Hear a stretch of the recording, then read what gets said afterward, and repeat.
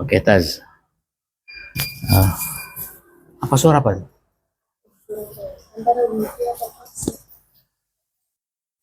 Jadi gini, tadi apa? Konsep. Konsep yang pertama anu dulu ya. Konsep manajerial pengelolaan dana rupiah. Ini dana rupiah nanti diperuntukkan prioritas untuk kegiatan MDM, Majelis Zikir Mustajabah kan gitu. Jadi kalau ada rupiah dimasukkan tetap pada prestasinya siapa yang rupiah, dikeluarkan biaya-biaya rupiah.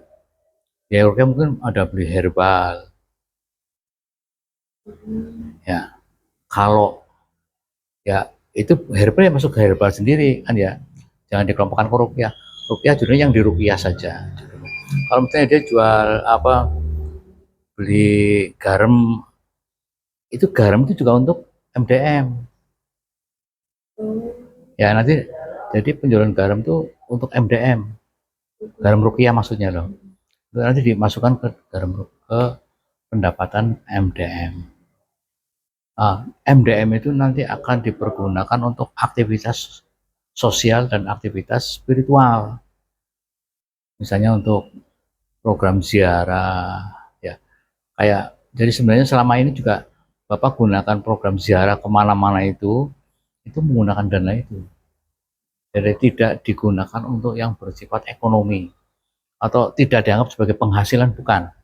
Karena itu pendapatannya dari rupiah digunakan untuk spiritualitas. Cuman sekarang untuk lebih afdolnya, jadi pendapatan rupiah masuk, dikeluarkan komisi untuk pelaksana rupiah, dan yang membantu, misalnya ada yang membantu, nah, nanti sisanya dimasukkan ke MDM berbagi. Jadi nanti MDM punya duit, punya dana yang digunakan untuk aktivitas sosial dan aktivitas spiritual, untuk ziarah, untuk apalah, untuk membantu anak yatim. Karena kan Bapak sebenarnya selama ini kan macam-macam aktivitasnya tuh.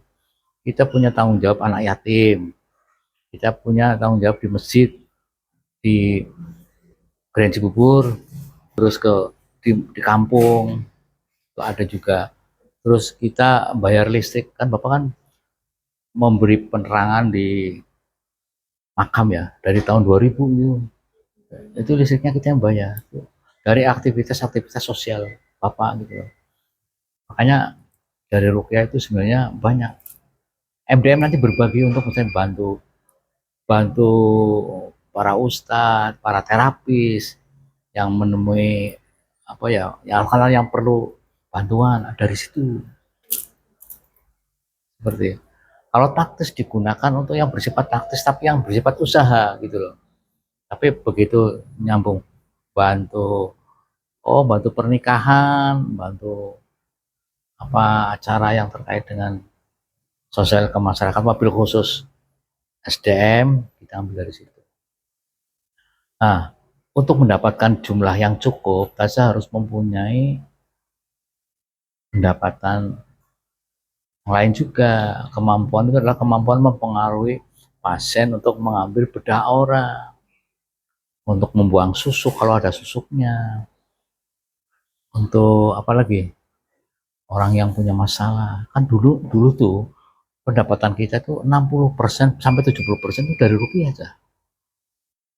Zaman dulu tuh. Ustadz kayaknya juga pernah ngalamin tuh. Jadi terapi hanya sebagian kecil saja. Karena tiap hari itu ada pembersihan rumah, ada rukiah, ada bedah aura.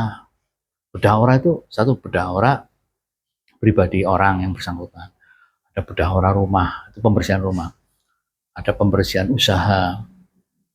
Terus ada apa lagi? Bedah aura kantor gitu. Dan itu ramai dulu. Dulu asistennya itu 4 asistennya.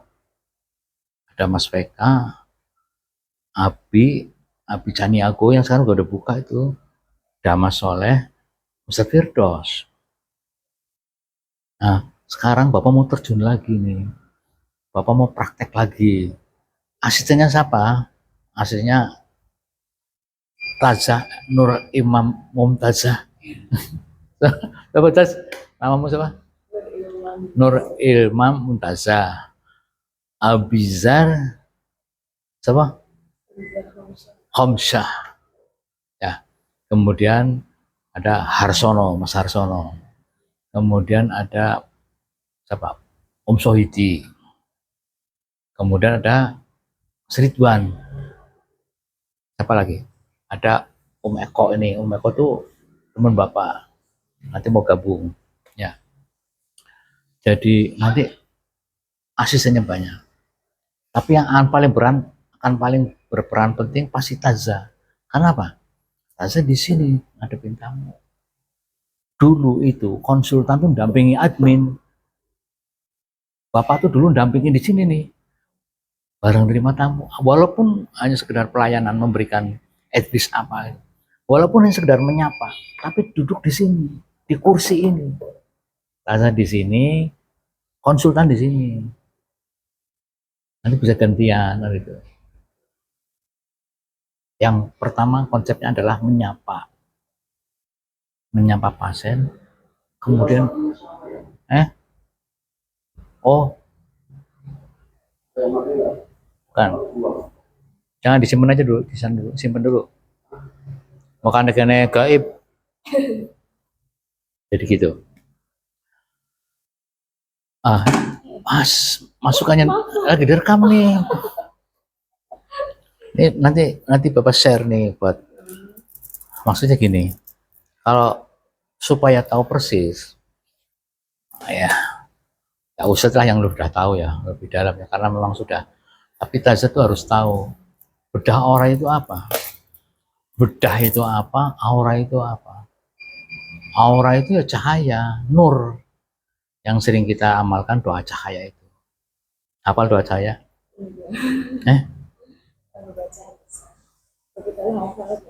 Ya harus apa lo, Taz, gimana sih kamu?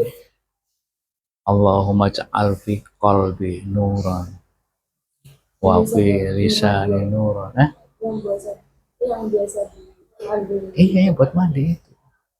Berikanlah cahaya dalam hatiku, cahaya dalam lisanku, cahaya dalam pendengaranku, cahaya dalam penglihatanku, cahaya di depanku, cahaya di belakangku, cahaya di kananku, cahaya di kiriku, cahaya di bawahku, cahaya di atasku.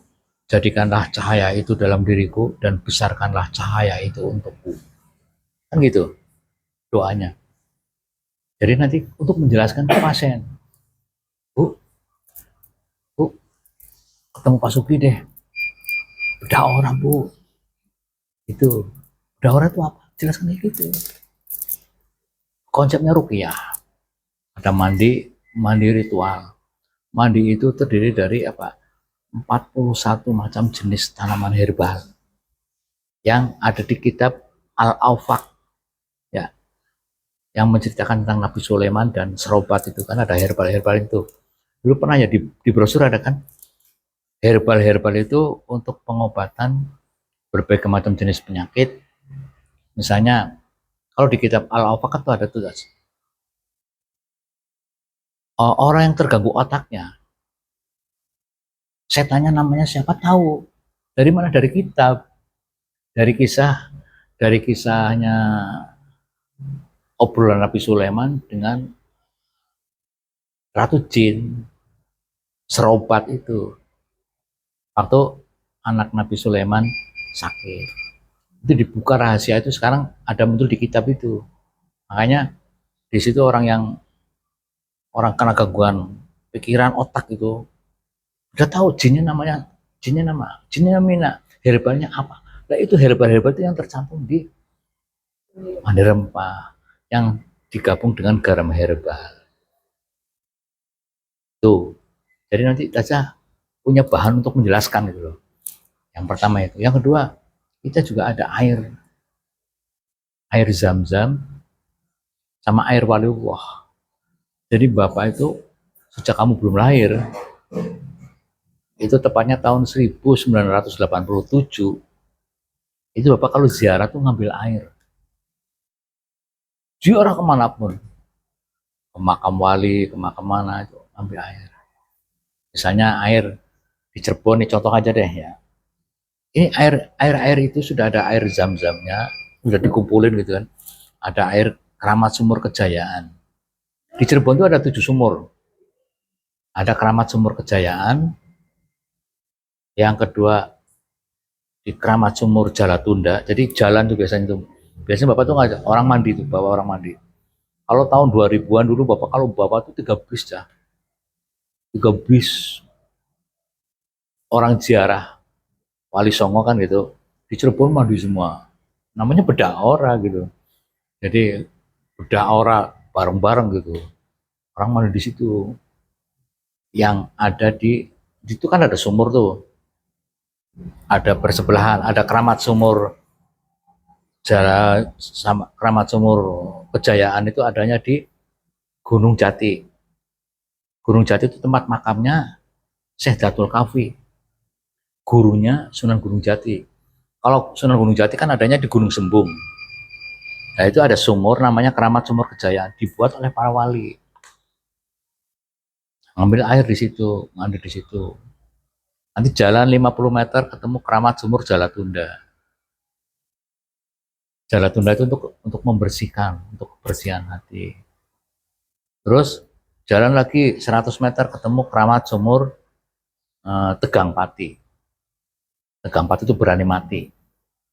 Dalam konsep dulu zaman perjuangan Islam itu berani mati dalam membela Islam, maksudnya gitu loh.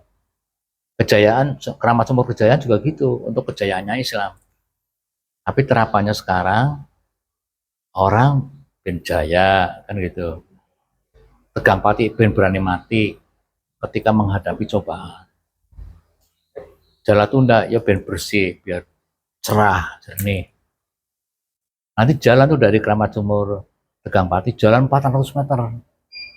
Ketemulah Keramat Sumur Kemuliaan di Masjid Dok Jumeneng, masjid yang dibangun oleh Wali Songo.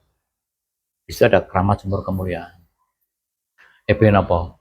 Mulia, hidupnya mulia. Kalau dalam konsep agama ya supaya Islam, orang yang memeluk Islam itu menjadi mulia. Nah, dari situ jalan lagi 50 meter. Ada namanya Keramat Sumur Waluyo Jati. Di depan makam Sunan Gunung Jati. Itu biasanya untuk kesaktian. Kesaktian. Ben sakti, ben kuat, Waluyo sehat, ben sehat kayak gitu. Terus jalan lagi ada Keramat Sumur Kasepuhan. Mandi di situ. Kasepuhan itu maksudnya sepuh, supaya ilmunya sepuh, tua maksudnya loh. Walaupun masih muda, tapi berjiwa tua, cara berpikir tua. Mandilah di situ. Terus 10 meter lagi geser itu ada Keramat Sumur Hanoman. Biar awet muda, biar semangat, biar anom lagi. Pokoknya muda lah gitu. Nah 7 sumur itu semuanya ada di mana itu, ambil satu dong. Keramat airnya diambilin. Ya, ini nih, ini seluruh keramat sumur tuh ada di sini. Ya nggak kata kasih drum, kan di rumah kan ada 3 drum tuh. Kalau ziarah masukin bus, ada air zam-zam, air Jirona yang di Mekah sana. Pokoknya setiap kali ada air batu Quran, semua ada gitu. Itu Tas.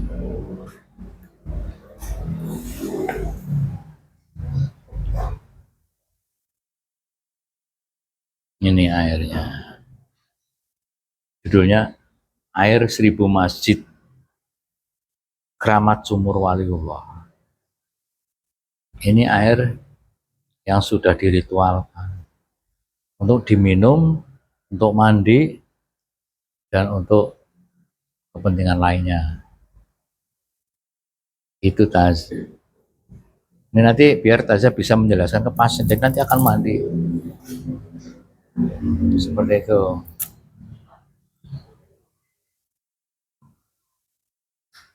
Sudah selesai. Pak,